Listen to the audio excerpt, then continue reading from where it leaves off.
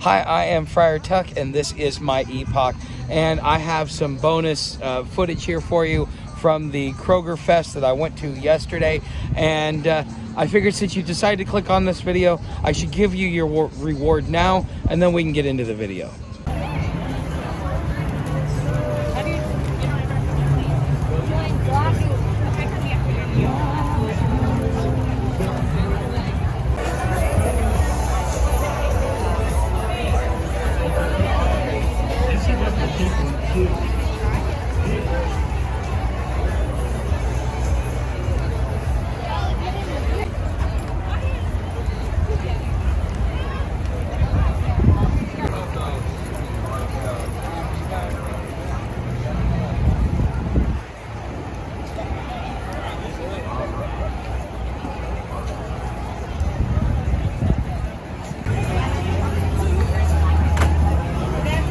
When I did lots of Procter & Gamble days, we would do these halo rooms, and it was literally like you could be in Japan, and you'd be in Japan, I'd be in Cincinnati, and I could like see like the sweat on your cheek. Like it was that detailed of quality. Of course, those cost a lot of money to create, and today there's new technology, it's so affordable. Zoom rooms and new ways of working are going to be definitely the future with technology. Wow. So finding technology, or finding technology that brings people together. Alright, so I hope you enjoyed that bonus footage just for watching this video. So, alright, now I give you something nice now. Take a moment here and maybe hear what I have to say, because here's the thing. The Great Dispossession is already here on our doorstep. It's already starting with the raise in interest rates, with the banks collapsing, with the economic contraction. Now, there is a large part of the workforce that's aging out, which is why there are a lot of job openings. But in reality, the economy is contracting in a lot of different ways. The housing market is, in most places it's not doing well. Some places it's still doing okay. But you got a lot of stupid money around that's just buying up houses, raising the cost of living and just the cost of home ownership around the country. And that is the core foundation of our whole economy, is servicing those that own a house, such as doing their cleaning, doing their plumbing, doing their reconstruction, doing all that stuff. There is so much that is tied to the housing market that if the housing market goes down, it takes a large chunk of the economy with it. So when you have these issues that's going on in the housing market, the commercial real estate market, you've got them destroying the dollar, you've got the pressure from the BRICS nations and the BRICS agreement. I think there's somewhere around 41 or 42 nations with it now. It's inevitable that as this whole thing comes crumbling down, that those that are on the bottom, the bottom of society, and this is something you need to ask yourself. Am I on the bottom of society? Am I in the middle, or am I on the top? Because depending upon where you're at is what's going to really happen to you. So let's just say you're at the bottom, you're in the bottom 30% of society. Your rent will probably go up to a point where you can't afford it and you have to choose, because between the cost of inflation, on top of the rising cost of rent, on top of the fact that your wages are not necessarily increasing as fast as the cost of goods are going up, to where it's going to come to a head eventually, and it's starting to come to a head right now, where everybody's putting themselves in credit card debt to just keep it going for one more month, hoping that there'll be some sort of relief. And then there's something that Economic Ninja just talked about with that's going on in the real estate market that could cause a lot of havoc in the real estate market. You should go over and watch it. I might be able to put the link in the description, but you've got a lot of pressure points that are going on, to where as the grinder gets going and the pound of flesh gets taken, if you're on the bottom of society, you're gonna end up losing what little bit that you have. If you're like 30 to 70% part of the society, if you're above the 30% mark, you now are living hand to mouth like the bottom 30% have been for a long time. Now, this isn't going to happen tomorrow. This will happen over the next 6 months to 3 years. Okay, this is something that is going to be a slow erosion as the U.S. dollar loses its hegemony as U.S. power, loses its hegemony, especially with what's going on in Ukraine right now. This is the first time in about 700-800 years that the West has not been invited to the bargaining table for the new world order that comes into play. And this is the first time this has happened since the 1500s. This is as a Western society, it's about time to where we get to go experience what Asia and the East has been experiencing for at least the last 200 years. With the collapse of their governments and the backsliding of their people and their institutions. And, not only that, the other problems that they have to deal with over there. Okay. So when the new power structure comes to play over the next 10 years, maybe 20 tops, you're going to really see it come to play here at home. So you have a choice. Do you get rid of what it is that you have while it still has value? Put it in savings, store it somewhere to where you can have access to it, and come out here and figure out a way to live menial, but still have the things that you need. Maybe let's say you got $50,000 left over out of your house. Well, great, that'll probably support you about 5 years if you spend your money right, and if you're not really pushing the envelope with how you spend your money.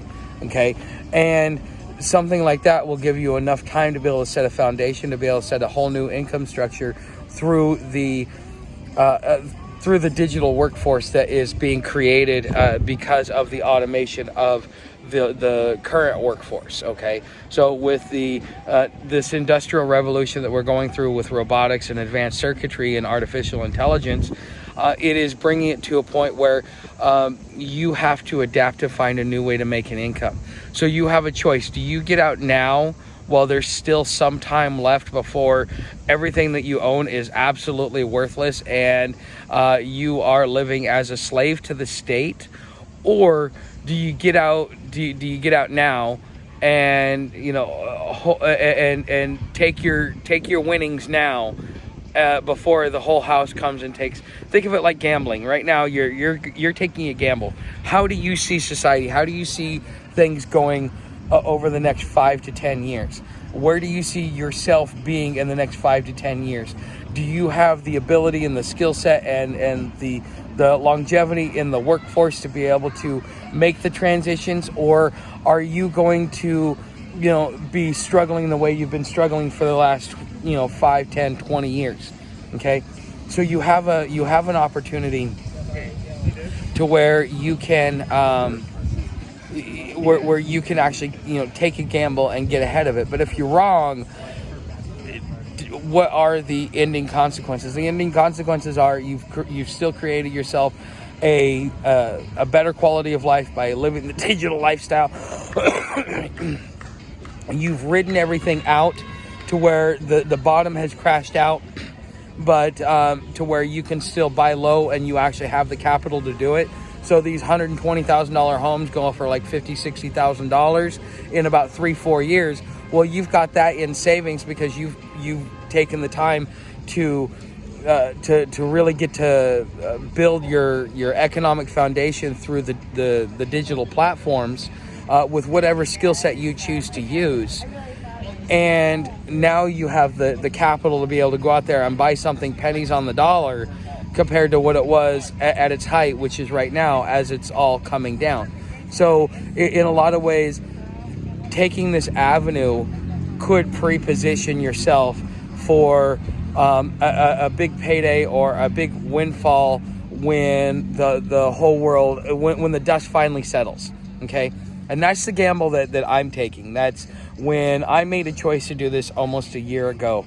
That was the gamble that I was taking. I was expecting it to be here much sooner than it is, but I've also had to come to the realization that things don't just happen overnight. It takes a long time, and because every day is worse than the last day, we get so used to it that it becomes the boiling frog effect, that as everything is crumbling around us, we don't even notice it because it's become such an everyday occurrence.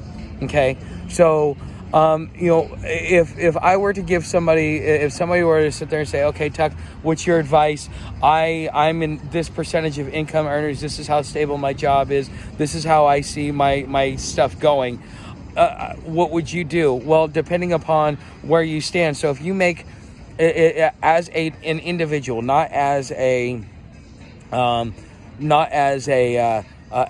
couple, but as an individual, you should be making $50,000 a year minimum to be able to live hand to mouth. And I would say anything over 80,000, you're in the top 50% income earners. I'm giving you kind of like a general idea of how I see this, you know, because it used to be you could live off of $20,000 a year. Now you can't live off of anything less than like $30,000 or $40,000 a year. And how much longer until you can't live off of $50,000 and $70,000 a year? I mean, are your wages going up? Where is your relief coming from? Are you relying on the government for your relief, or are you going to create your own relief? Okay, this is the lesson that you guys have taught me that I'm teaching you guys back. Okay, and when I stopped relying on the tip jar for people to be able to sit back and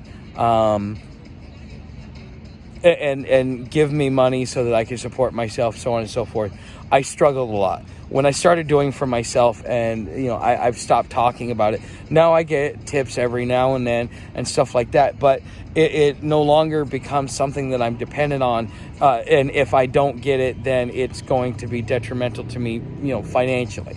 Okay, so I went out there and I created my own. In the same way that I was relying on the tip jar, you guys are, you may be relying on the government, and the government is not going to be there to help you when the government itself has no money to be able to give you. And if they do print more money, all they're going to do is make the dollar that you have even more worthless than what it already is, which is going to be counterproductive. And even by switching to a new digital currency, where we beg for this new digital currency, there's still going to have to be a whole turn on this whole thing, because they have to be able to have enough money to be able to facilitate commerce, plus to be able to control the direction of the world and policy domestically and foreign. Okay, so there's a lot that goes into this, but this is just food for thought. And this would be my suggestion. If you see what I see, maybe this might be an opportunity and an alternative for you to kind of weather the storm and be prepared for what is really coming.